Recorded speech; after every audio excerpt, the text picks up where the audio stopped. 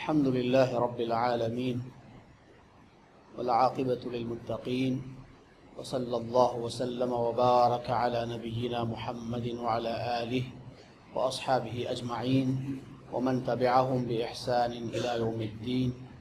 أما بعد فيقول الله تبارك وتعالى: يا أيها الذين آمنوا اتقوا الله حق تقاته ولا تموتن إلا وأنتم مسلمون. அல்லாஹ்வுடைய நல்லடியார்களே, அன்பான சகோதரர்களே, வாழ்க்கையின் எல்லா நிலைகளிலும் அல்லாஹ் ஒருவனுக்கு வழிபட்டு தக்வாவுடன் வாழுமாறு முதலில் எனக்கும் பிறகு உங்களுக்கும் வசியத் செய்து கொள்கிறேன். அன்புக்குரிய சகோதரர்களே, உலகத்தில் வாழுகிற ஒவ்வொரு மனிதனும்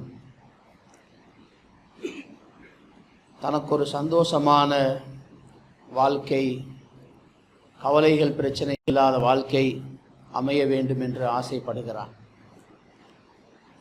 நோய் வரக்கூடாது, பிரச்சனைகள் வரக்கூடாது, நஷ்டங்கள் வந்துவிடக்கூடாது, எப்பொழுதும் சந்தோஷமாக இருக்க வேண்டும் என்று ஒவ்வொரு மனிதனுக்கும் ஆசை இருக்கிறது.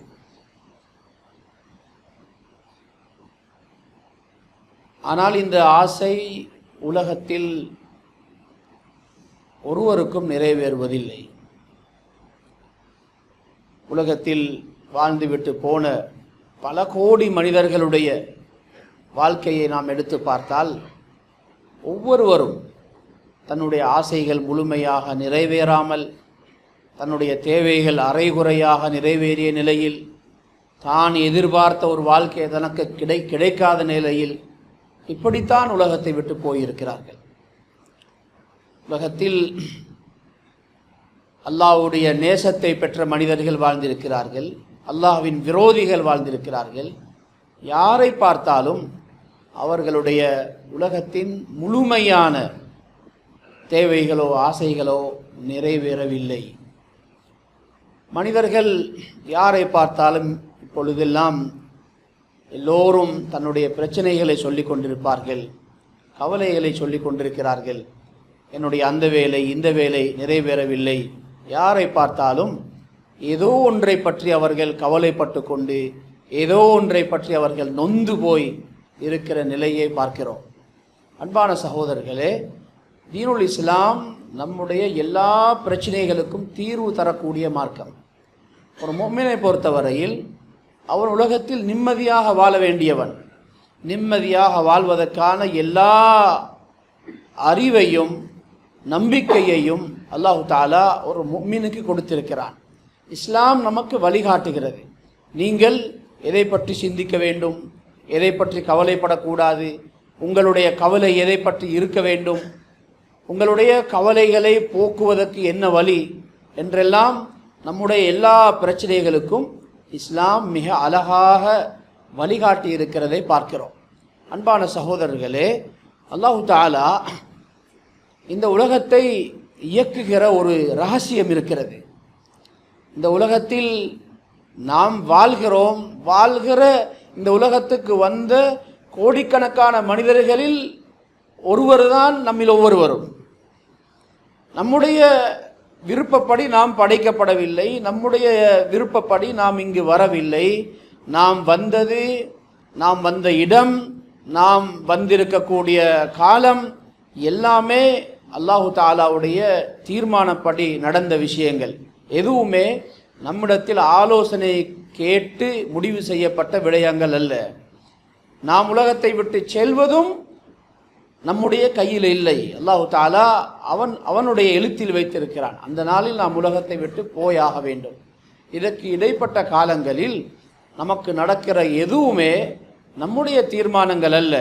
அல்லாஹு தாலா அவனுடைய எழுத்தில் எழுதி வைத்தது உலகத்தில் நடந்து கொண்டிருக்கிறது, அவ்வளவுதான். இந்த அறிவை அல்லாஹு தாலா நமக்கு தந்திருக்கிறான்.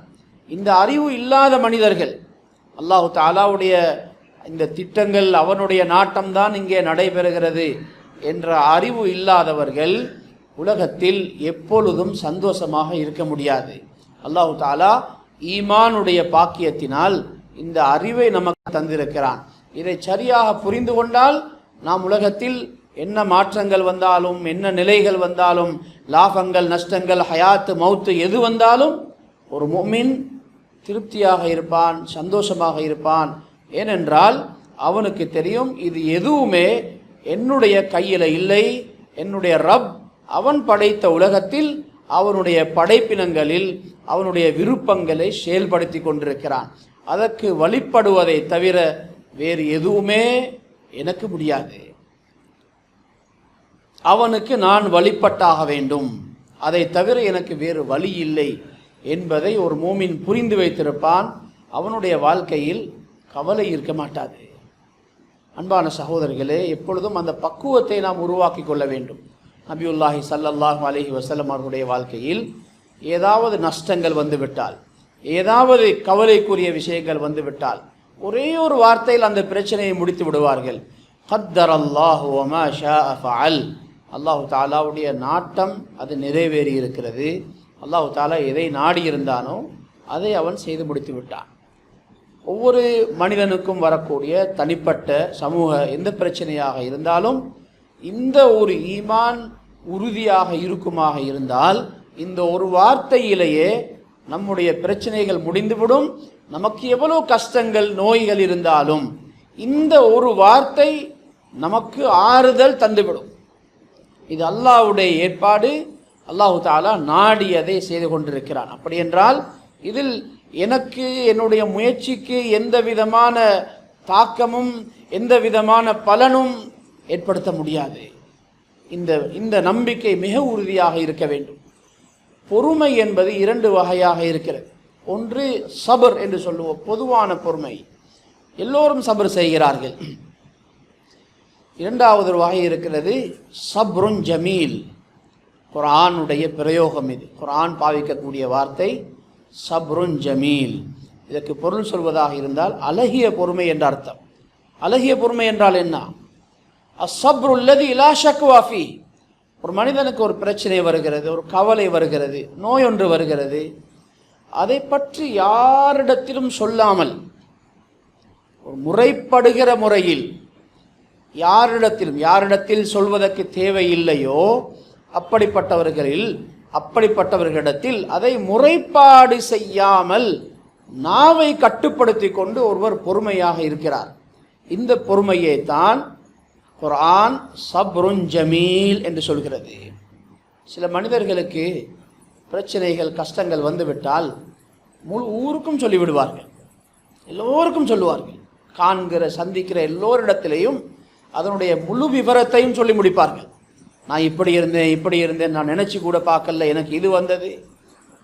வியாபாரத்தில் நஷ்டங்கள் வந்துவிட்டால் முழு பஜாருக்கும் சொல்லிவிடுவார்கள். வருகிற லாபத்தை யாருக்கும் சொல்வதில்லை. நிறைய சம்பாதித்திருப்பார், நிறைய வருமானம் வந்திருக்கும், நிறைய இலாபம் ஈட்டியிருப்பார், அதை பற்றி யாருக்கும் சொல்ல மாட்டார். நான் வியாபாரத்தை ஆரம்பித்தது இந்த தொகையில், எனக்கு இந்த கொஞ்ச காலத்தில் இவ்வளவு முன்னேற்றம் வந்திருக்கிறது, இவ்வளவு நிறைய சம்பாதித்திருக்கிறேன், இதையெல்லாம் சொல்லவே மாட்டார்கள். எப்பொழுதாவது ஒரு நஷ்டம் வந்து விட்டது, யாரோ ஒருவர் ஏமாற்றி விட்டார் என்றால் இதை பற்றி மக்களை அழைத்து அழைத்து அழைத்து எல்லோருக்கும் தெரிந்தவர்கள் தெரியாதவர்கள் எல்லோருக்கும் சொல்லிவிடுவார்கள். அதற்கு பின்னால் என்ன செய்ய பொறுமையாக இருப்போம் என்று பொறுமையாக இருந்து விடுவார்கள். இதற்கு பெயரல்ல பொறுமை. சப்ருன் ஜமீல் என்றால் யாருக்கும் தன்னுடைய கவலைகளை வெளிப்படுத்தக்கூடாது. வெளிப்படுத்தாமல் நாவை வார்த்தைகளை கட்டுப்படுத்தி கொண்டு பொறுமையாக இருப்பது. யார் தனக்கு வரக்கூடிய பிரச்சனைகளில் அற்புதமான அல்லாஹ்வுடைய உதவிகளை முடிவுகளை பார்க்க வேண்டும் என்று விரும்புகிறார்களோ அவர்களுக்குரிய சிறப்பான வழி இந்த வழிதான், சப்ருன் ஜமீல்.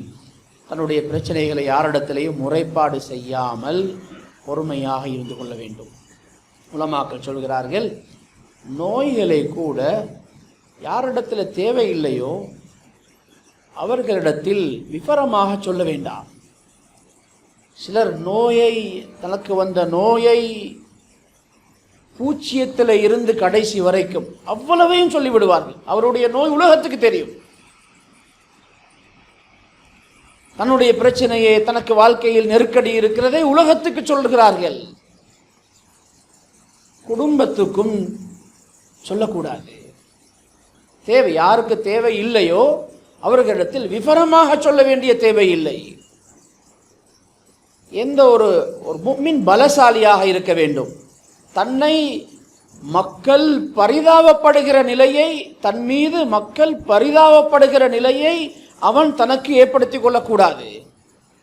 ரஹபூத் ஹைரும் மின் ரஹமூத் என்று சொல்லுவார்கள்.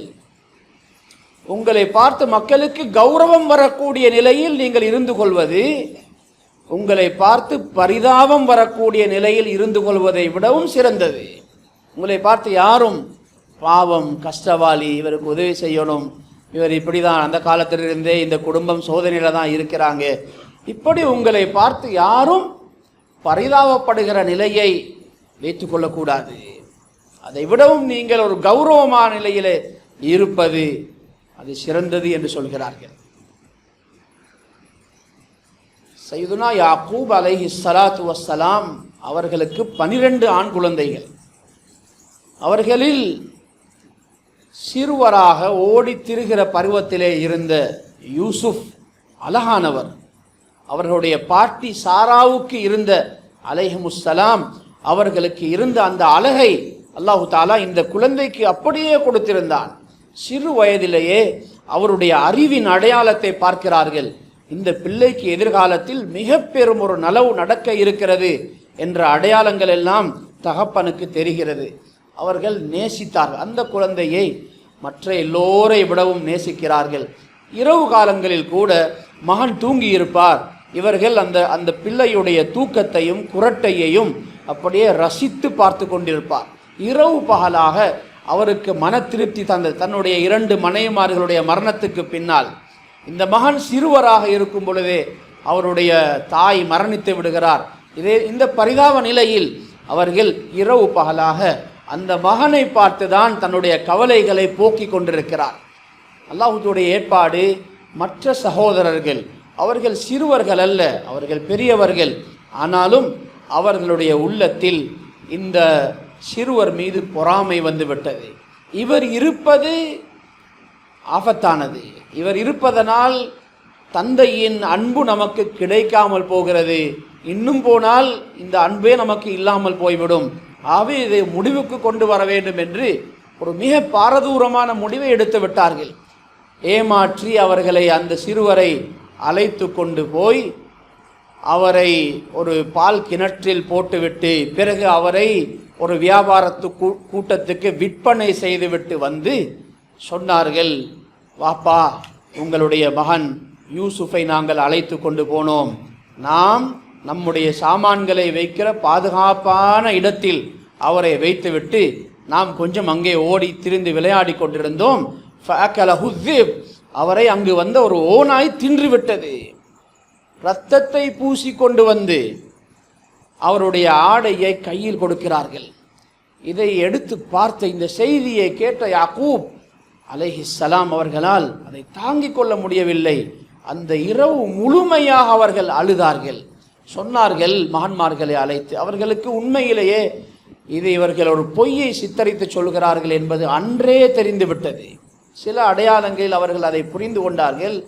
சொன்னார்கள், பல் சவ்வலத் லக்கும் அன்ஃபுசுக்கும் அம்ரா, ஏதோ ஒரு கெட்ட காரியத்தை, ஒரு தீமையை உங்களுடைய உள்ளங்கள் உங்களுக்கு அழகாக காட்டி இருக்கிறது, அதை நீங்கள் செய்துவிட்டு வந்திருக்கிறீர்கள்.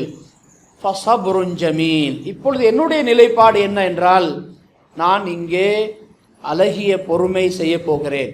என்னுடைய வாய் வார்த்தைகளால் நான் எதுவும் சொல்லாமல், எந்த முறைப்பாடும் செய்யாமல் பொறுமையாக இருக்க போகிறேன் என்று சொல்லிவிட்டு அவர்கள் பொறுமையாக இருந்தார்கள். பல வருஷங்கள் கழிந்தன. அவர்கள் எதுவும் பேசவில்லை. நாம் என்றால் எத்தனை சந்தர்ப்பங்களில் நம்முடைய ஒரு மகனோ நம்முடைய குழந்தைகளோ இப்படி ஒரு திட்டமிட்ட தவறு செய்திருந்தால் நாம் நினைவு வருகிற பொழுதெல்லாம் எத்தனை தடவைகள் சொல்லுவோம், நீங்க என்ன செய்தாலும் நீங்க செஞ்ச அந்த அந்த அந்த அந்த தீமை அது அது இருக்கிறது என்று நாம் திரும்ப திரும்ப அதை பேசிக்கொண்டே இருப்போம். ஆனால் அவர்கள் 40 வருஷங்கள் வரைக்கும் அதை பேசவில்லை. கவலை கட்டுப்படுத்தி கொள்ள முடியாது. தனிமையில் அழுவார்கள். அழுது அழுது அழுது கண் பார்வை கூட போய்விட்டது. அவ்வளவு கண்ணீரை விட்டார்கள். ஒரு மகனுக்காக ஒரு தகப்பன் அழுத வரலாறு உலகத்தில் அழிக்க முடியாத வரலாறு. இவ்வளவு ஒரு தகப்பன் அழுதிருக்கவே மாட்டார். 40 வருஷங்கள் அழுதார்கள். கண் பார்வை போய்விட்டது. அல்லாஹு தாலா சொல்கிறான், அவர் எப்படி பொறுமை செய்தார் என்றால், கோபம் உள்ளத்தில் நிரம்பி இருந்தது. அந்த கோபம் வாய் வரைக்கும் வரும். அப்பொழுதும் அவர் கட்டுப்படுத்திக் கொள்வார், வாயால் பேச மாட்டார், பொறுமை செய்தார். அல்லாஹு தாலா அந்த பொறுமையுடைய முடிவாக 40 வருஷங்களுக்கு பின்னால் அந்த மகனை மீண்டும் கொண்டு வந்து சேர்க்கிறான். அந்த குடும்பத்தை ஒன்று சேர்த்தான். ஒரு சாதாரண மகனாக இல்லை, நபியாகவும் அரசராகவும் ஆக்கி அல்லாஹு தாலா அவர்களை ஒன்று சேர்த்து அதற்கு பின்னால் பார்வையையும் திருப்பி கொடுத்து மிக சந்தோஷமான ஒரு வாழ்க்கையை அல்லாஹ் வாழ வைத்தான். அன்பான சகோதரர்களே, நமக்கு கஷ்டங்கள் இருக்கலாம், மனிதன் என்ற வகையில் நிறைய பிரச்சனைகள் இருக்கலாம். மக்களிடத்தில் சொல்வதையே நம்முடைய சோழியாக ஆக்கிவிடக்கூடாது. நாம் மறைக்கிற பிரச்சனைகள் பொறுத்து கொண்டு உள்ளத்துக்குள்ளே வைத்து கொண்டிருக்கக்கூடிய சில கவலைகளும் நமக்கு இருக்க வேண்டும். இன்னமா அஷ்கு பஸ்ஸி வ ஹுஸ்னி இலல்லாஹ் சொன்னார்கள். அவர்கள் சொல்லுவார்கள், என்னுடைய சின்ன கவலைகள், என்னுடைய பெரிய கவலைகள் அத்தனையையும் நான் அல்லாஹ்விடத்தில் மட்டும்தான் முறைப்பாடு செய்கிறேன், உங்களிடத்தில் நான் சொல்ல மாட்டேன் என்று சொல்லிவிட்டு மௌனமாக இருந்து விடுவார்கள். அல்லாஹ்விடத்தில் மட்டும் சொல்கிறார்கள். நமக்கு வாழ்க்கையில் வரக்கூடிய நெருக்கடிகள், வாழ்க்கையில் எல்லோருக்கும் நெருக்கடிகள் வருகின்றன. இதையெல்லாம் சமூகத்துக்கு மேடை போட்டு சொல்லிவிடக்கூடாது. மக்கள் வந்து கேட்டாலும் சொல்லக்கூடாது. மறைப்பது என்ற ஒன்று மார்க்கத்தில் இருக்கிறது. உங்களுடைய கஷ்டங்களை மறைத்துக் கொள்ளுங்கள்.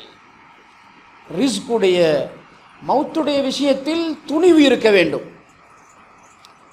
மௌத்தை அல்லாஹு தாலா முடிவு செய்திருக்கிறான். நேரம் மட்டுமல்ல, மௌத்துடைய இடம், மௌத்துடைய காரணம், எந்த தோற்றத்தில் மரணம் வரப்போகிறது, எல்லாமே முடிவு செய்யப்பட்டிருக்கிறது. இதை நம்மால் மாற்ற முடியாது. அதற்கு முன்னால் மௌத்து வரலாமா என்றால் வர முடியாது.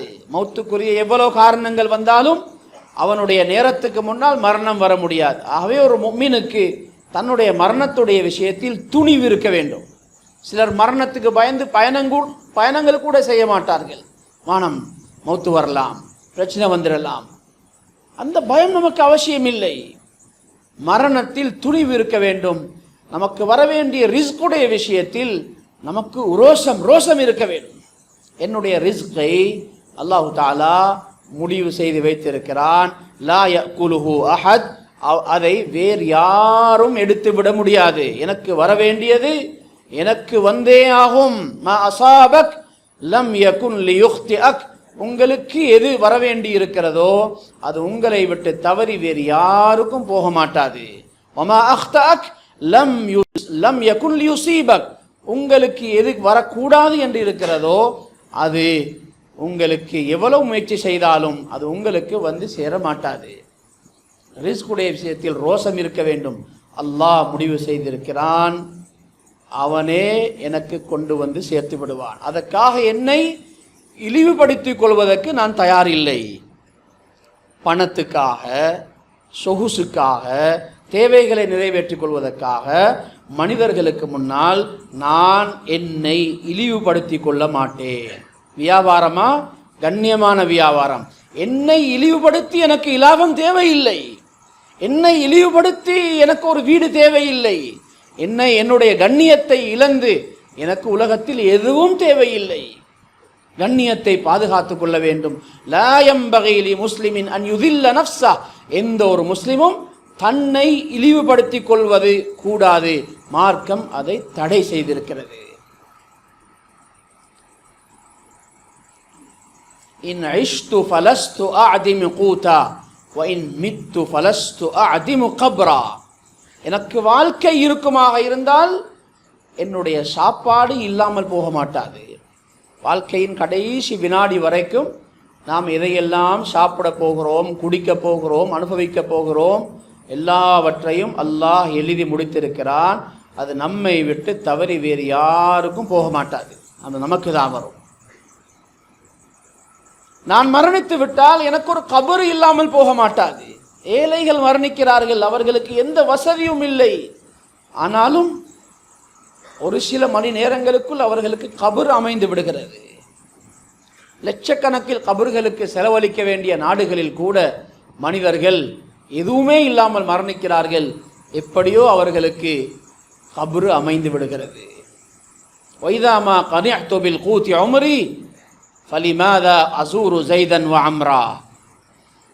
எனக்கு கிடைத்ததை கொண்டு நான் எப்பொழுதும் திருப்தியோடு வாழ்வேன் என்றிருந்தால் எதற்காக நான் அவரையும் இவரையும் சந்தித்து கொண்டிருக்க வேண்டும்? யாரிடத்திலும் நான் தேவைப்பட வேண்டிய அவசியம் இல்லை.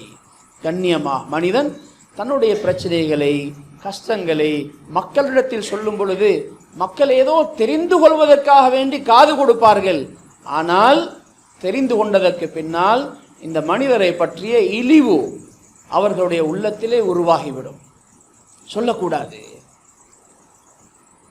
பல சஹாபாக்கள் கடினமான நோயின் பொழுது கூட அவர்களுடைய வருத்தத்தை வெளிப்படுத்துவதை கூட தவிர்த்திருக்கிறார்கள். கடும் வலி வருத்தம், ஆனால் அதை கூட வாய் வார்த்தைகளால் வெளியிடுவதை தவிர்த்திருக்கிறார்கள். காரணம், பொறுமையுடைய அந்த கூலி எனக்கு கிடைக்காமல் போகுமோ என்ற பயத்தின் காரணத்தினால். இது அல்லாஹ் எனக்கு தந்த இந்த கஷ்டத்தை நான் மக்களிடத்தில் சொல்வதாக ஆகிவிடுமோ என்ற பயத்தின் காரணத்தினால அவர்கள் வாய் வார்த்தைகளால் அந்த வலிகளை கூட சொல்ல மாட்டார்கள். உயர்ந்த பண்புக்குரியவர்கள். நமக்கு அல்லாஹு தாலா தந்திருக்கக்கூடிய நிறைய பாக்கியங்கள் இருக்கின்றன. நாம் இதை பற்றி எப்பொழுதும் பேசுவதில்லை. யா அல்லாஹ், நீ எனக்கு இதை தந்திருக்கிறாய் அதை தந்திருக்கிறாய் என்று எப்பொழுதும் சொல்வதில்லை. ஒரு சோதனை வந்துவிட்டால் மட்டும் அதை பற்றி நிறைய சொல்ல ஆரம்பித்து விடுகிறோம். அன்பான சகோதரர்களே, நபி ஸல்லல்லாஹு அலைஹி வஸல்லம் அவர்கள் சொல்கிறார்கள்,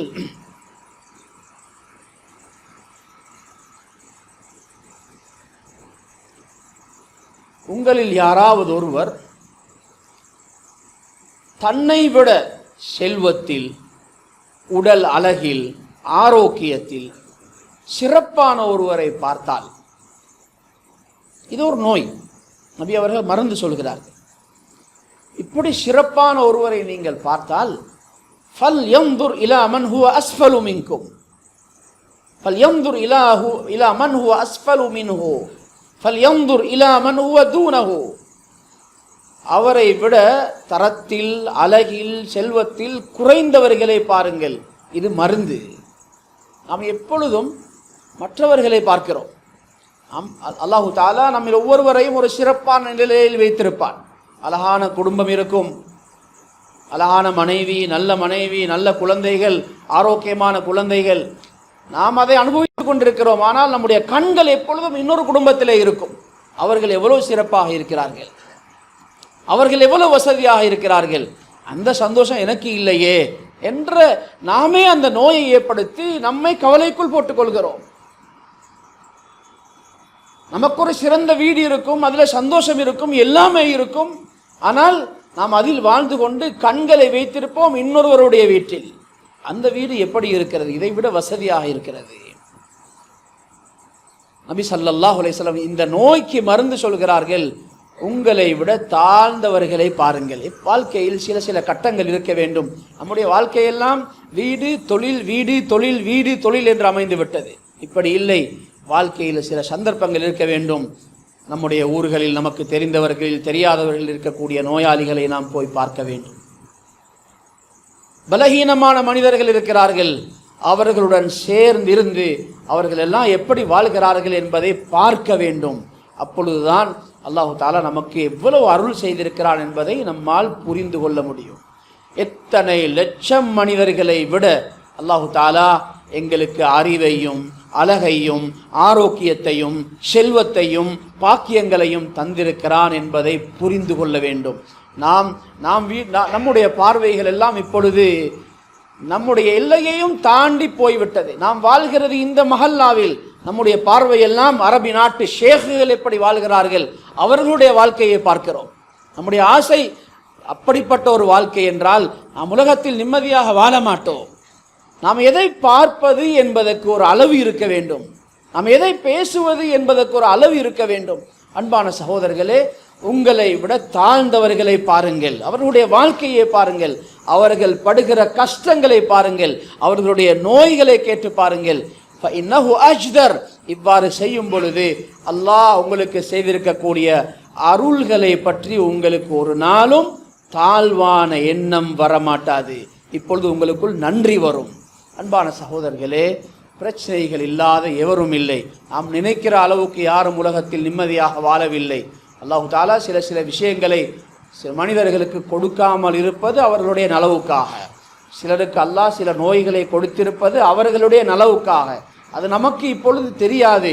அல்லாஹு தாலா சில பிரச்சனைகளை, குறைபாடுகளை வைத்து நம்ம எத்தனையோ பாவங்கள்ல இருந்து பாதுகாத்து கொண்டிருக்கிறான். நம்ம எத்தனையோ அழிவுகள்ல இருந்து பாதுகாத்து கொண்டிருக்க. நாம் நினைக்கிறோம், எனக்கு பணம் இல்லையே, வசதி இல்லையே, வீடு இல்லையே, எனக்கு கடை இல்லையே, வியாபாரம் சரி வருவதில்லையே, இதை நாம் ஒரு நஷ்டமாக பார்க்கிறோம். ஆனால் அல்லாஹு தாலா இதற்கு பின்னால் நமக்கு நலவை வைத்திருக்கிறான். இவற்றின் மூலம் அல்லாஹ் எங்களுக்கு எத்தனையோ ஷர்றுகள் இருந்து பாதுகாப்பு தந்து கொண்டிருக்கிறான். சில புழுக்கள், சில மண்ணில் வாழக்கூடிய சில புழுக்களுக்கு மண்ணில் இருக்கிற வரைக்கும் தான் நலவு. மழை பெய்தால் சில புழுக்களுக்கு இறகு முளைத்துவிடும். ஈசல் போன்ற அந்த புழுக்கள் ஒரு நாளில் கொஞ்ச நேரத்தில் இறகு முளைத்து பறக்க ஆரம்பிக்கும். அந்த புழுக்களுக்கு இறகு முளைத்தால் அது அழிய போகிறது என்று அர்த்தம். அல்லாஹு தாலா, நாம் ஆசைப்படுகிறோம், நமக்கு இறக்கை வேணும், நாம் உலகமெல்லாம் பறக்க வேணும் என்று ஆசைப்படுகிறோம். ஆனால் அது கிடைக்காமல் இருப்பதுதான் நமக்கு வாழ்க்கை. அது கிடைத்தால் நம்முடைய அழிவு வரும் என்பது நமக்கு தெரியாது, அவனுக்கு தெரியும். ஆகவே அன்பான சகோதரர்களே, வாழ்க்கையை பொருந்திக் கொள்வோம். தனிப்பட்ட முறையில் அல்லாஹ்விடத்தில் நம்முடைய பொருத்தத்தை அவனிடத்தில் சொல்ல வேண்டும். யா அல்லாஹ், எனக்கு நீ தெரிவு செய்த வாழ்க்கையை நான் பொருந்தி கொண்டேன், என்னுடைய உடலை நான் பொருந்தி கொண்டேன், எனக்கு ஏற்படுத்தியிருக்கிற நிலைமைகளை நான் பொருந்தி கொண்டேன், என்னுடைய குடும்பத்தை நான் பொருந்தி கொள்கிறேன், என்னுடைய மனைவியை, குழந்தைகளை, பெற்றோர்களை, சொந்தக்காரர்களை நான் தெரிவு செய்யவில்லை, நீ எனக்காக தெரிவு செய்தாய், அவர்களை எல்லாம் நான் மனதால் ஏற்றுக்கொள்கிறேன், ஒரு நன்றியுள்ள அடியானாக நீ என்னை ஆக்கி விடுவாயாக என்று அல்லாஹ்விடத்தில் தனிப்பட்ட முறையில் நாம் நிறைய பேச வேண்டும். அல்லாஹு தால் நம் அனைவருக்கும் அருள் செய்வானா. யா அல்லாஹ், நம்முடைய பாவங்களை மன்னிப்பாயா, நம்முடைய பெற்றோர்களை மன்னிப்பாயா, முஃமினான ஆண்கள் பெண்கள் அனைவரையும் மன்னிப்பாயாக. வாஹிரு தஅவானா அல்ஹம்துலில்லாஹி ரப்பில் ஆலமீன். அல்ஹம்துலில்லாஹி அல்லதி ஹதானா லிஹாதா وما كنا لنهتدي لولا أن هدانا الله. أشهد أن لا إله إلا الله وحده لا شريك له وأشهد أن نبينا محمدا عبده ورسوله. اللهم صل على نبينا محمد وعلى آل محمد كما صليت على إبراهيم وعلى آل إبراهيم إنك حميد مجيد. أما بعد، فيا أيها الناس اتقوا الله، فإن التقوى تنجيكم من النار وتدخلكم الجنة. يقول الله تبارك وتعالى: يا أيها الذين آمنوا اتقوا الله وقولوا قولا سديدا. أقول قولي هذا وأستغفر الله لي ولكم ولجميع المسلمين فاستغفروه إنه هو الغفور الرحيم.